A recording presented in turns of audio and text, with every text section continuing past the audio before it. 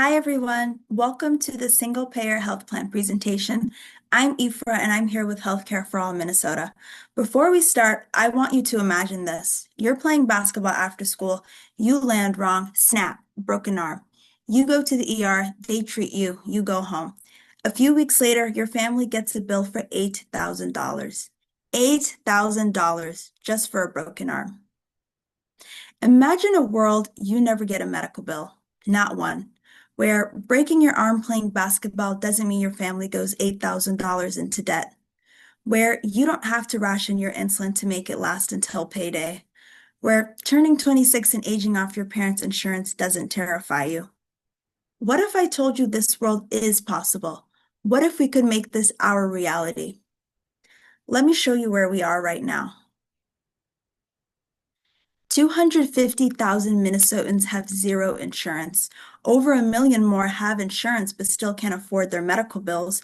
34%, more than a third of every healthcare dollar goes to billing, profit, and CEO bonuses, not actual care. And medical bills, number one cause of bankruptcy in America.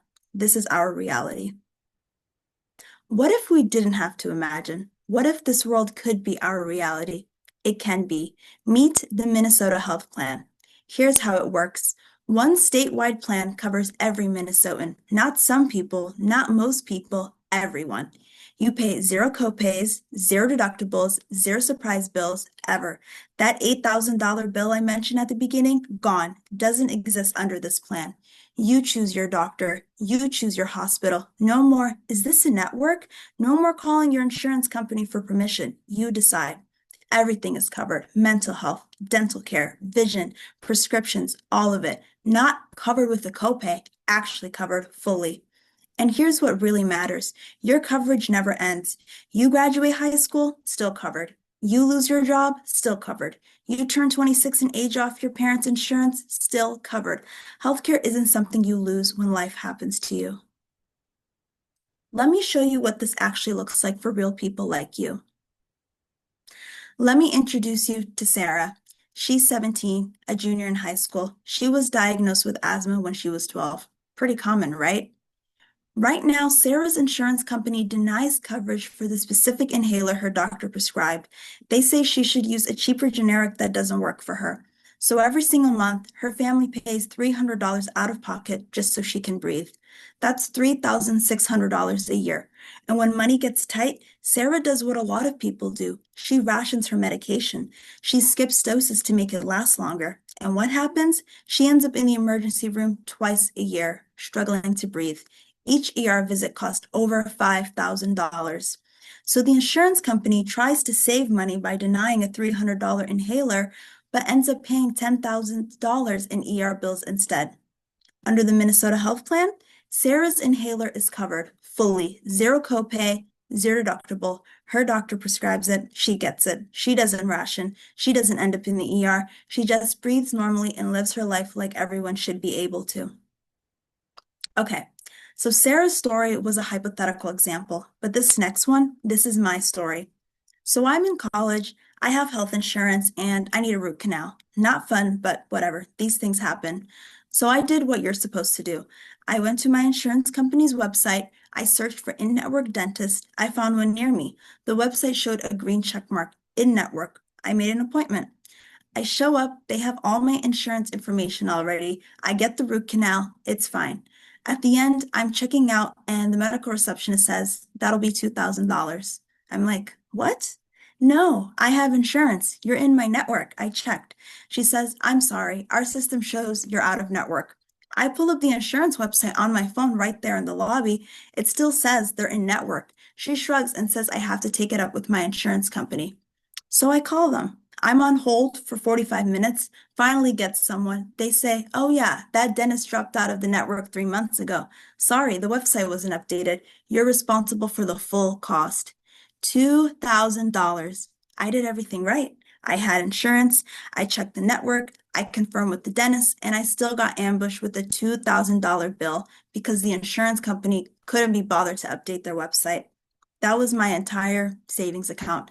Everything I saved for my part-time job, gone for a root canal I needed anyway.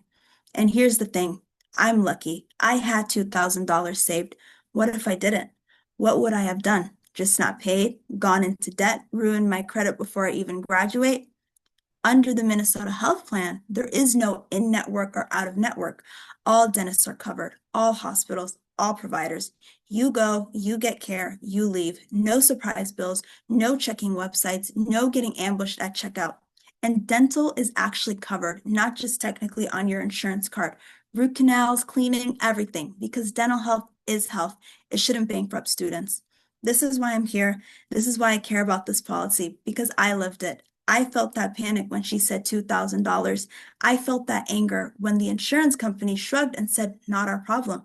I don't want you to have to feel that way too. Okay, I know what some of you are thinking.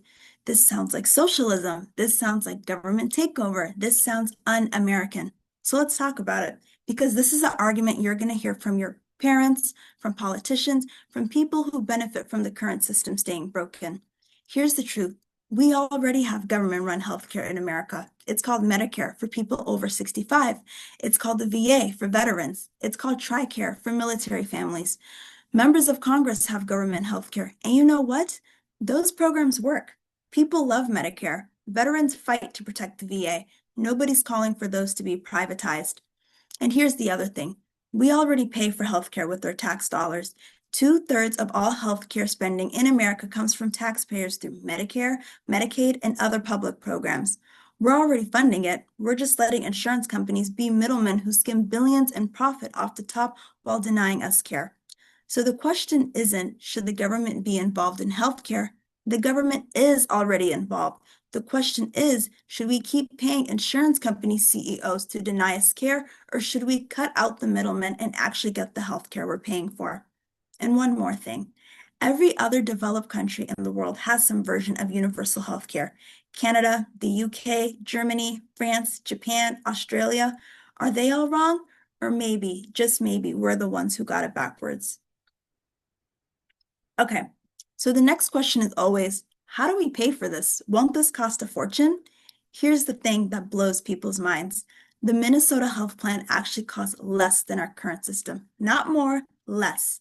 How is that possible? Remember that 34% I showed you earlier? 34 cents of every healthcare dollar goes to billing departments, insurance company profits, CEO bonuses, advertising, denials, things that provide zero actual healthcare. Under the Minnesota Health Plan, we eliminate most of that waste. One simple system, one set of rules, no more fighting with insurance companies, no more armies of people whose job is to figure out how to deny your claim. That money goes to actual healthcare instead. We also negotiate fair prices for drugs and medical care, the way every other country does. Right now, drug companies charge Americans way more than they charge Canadians or Europeans for the exact same medications. Why? Because we let them. Minnesota Health Plan would negotiate fair prices. And here's the other piece. When everyone has access to preventative care, we catch problems early. Sarah doesn't end up in the ER if she has her inhaler. That's cheaper. Prevention costs less than emergency treatment. So yes, we'd fund this through progressive premiums based on ability to pay. Basically, everyone pays in according to what they can afford, but you'd pay less overall because you're not paying insurance premiums and co-pays and deductibles and surprise bills. You're just paying once and you're covered. So if this is such a crazy radical idea, why does literally every other developed country in the world do it? Canada has had universal health care since 1966, the UK since 1948, Germany, France, Japan, Australia, South Korea, all of them. And you know what? Their people are healthier than we are. They live longer, they have better health outcomes, and they spend way less money per person than we do. Are all of these countries wrong? Or maybe we're the outlier here. And we don't even have to look to other countries. We have Medicare right here in the United States. It covers everyone over 65. It's popular. It works. People love it. Nobody's trying to get rid of Medicare. So here's my question. If Medicare is good enough for your grandparents, why isn't it good enough for you?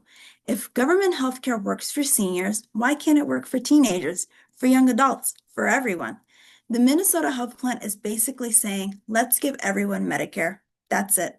That's the radical idea. Okay, so you might be thinking, this sounds great, But I'm just a high school or college student. What can I actually do? Here's the truth. You have more power than you think. Politicians pay attention when young people organize. They know your future voters. They know you're loud. They know you don't give up. First, contact your state legislators. You can find them online. It literally takes 2 minutes. Send an email, make a phone call, tell them you support the Minnesota Health Plan, Senate File 929, House File 1812. Your voice matters. Second, talk about this with your friends, with your family, at the dinner table. Post about it. A lot of people don't even know this plan exists. Spread the word. Third, get involved. Go to mnhealthplan.org, follow Healthcare for All Minnesota on social media, join local advocacy groups, show up to events. There are organizations working on this right now who need young voices like yours. And when you turn 18, or if you're already 18, vote. Vote in every election, not just presidential elections, state elections, local elections. That's where this gets decided. Support candidates who support a single-payer health plan. You're not too young to make a difference. In fact, some of the biggest social movements in history have been led by young people. Civil rights, climate justice, gun violence prevention. Healthcare is next. Okay, so I've talked about calling legislators, spreading the word, getting involved, but here's something concrete you can do right now, and you can win $1,000 doing it. The Great Minnesota Health Plan Student Writing Competition. Here's how it works. You write a commentary piece, like a letter to the editor or an op-ed supporting a single-payer healthcare in Minnesota. You submit it to any Minnesota newspaper, could be the Star Tribune, could be your tiny local paper, doesn't matter. The key is it has to actually get published between February 15th and June 19th. Once it's published, you will fill out one entry form with proof of publication and you're entered to win. Now, here's the cool part. There are 9 $1,000 prizes. That's $9,000 in total prize money. One winner from each of Minnesota's 8 congressional districts, plus one winner from Indigenous or foreign language newspaper like Sahan Journal or Hmong Times. So your odds are actually pretty good. You're not competing against every student in Minnesota. You're competing within the congressional district you submit your entry for. Think about it. You just sat through this presentation. You know the facts now. You know Sarah's story. You know my story. You know the system is broken. So write about it. Tell your community why this matters.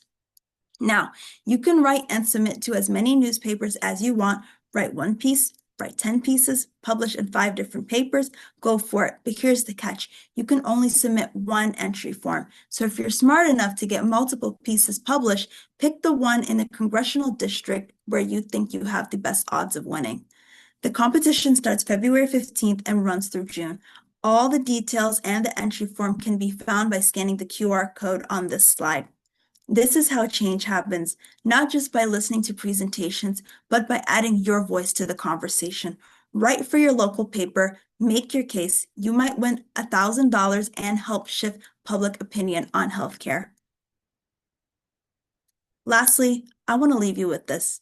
Healthcare is a human right, not a privilege for people who can afford it, not something you should lose when you graduate or change jobs, not something that should bankrupt your family.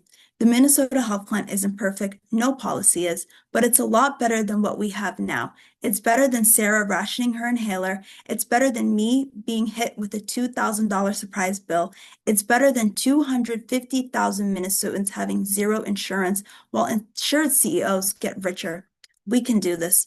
Other countries have done it. We have the resources. We have the money. We're already spending it. We're just spending it wrong. What we need is a political will, and that's where you come in. So I'm asking you, join the movement. Learn more at mnhealthplan.org. Talk to your friends, contact your legislator, use your voice, because your generation is going to inherit this broken system, and you have every right to demand better. All right, that's what I've got. I shared Sarah's story. I shared my story. Now it's time for you to share yours. Write about it, talk about it, fight for it, because healthcare is a human right, and together we can make that a reality in Minnesota. Thank you.